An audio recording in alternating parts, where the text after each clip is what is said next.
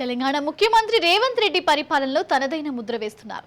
రానున్న సార్వత్రిక ఎన్నికల్లో రాష్ట్రంలో అత్యధిక స్థానాలను కాంగ్రెస్ పార్టీ గెలుచుకుంటుందని సర్వేలు వెల్లడిస్తున్నాయి. ఇదే క్రమంలో ఏపీలో కూడా కాంగ్రెస్ పార్టీ నిలదొక్కునేలా చూడాలంటూ ఆ పార్టీ అధిష్టానం నుంచి రేవంత్ కు సూచనలు వచ్చినట్లు తెలుస్తుంది. సార్వత్రిక ఎన్నికల్లో కాంగ్రెస్ పార్టీ ఎంపీ అభ్యర్థులకు మద్దతుగా ప్రచారం చేయాలని అగ్రనేతలు సూచిస్తున్నారంటున్నారు. ఇక మరోవైపు జాతీయ స్థాయిలో కాంగ్రెస్ పార్టీ స్టార్ క్యాంపెయినర్లను నియమించింది. 2 తెలుగు రాష్ట్రాల బాధ్యతను రేవంత్ కు అప్పగించింది.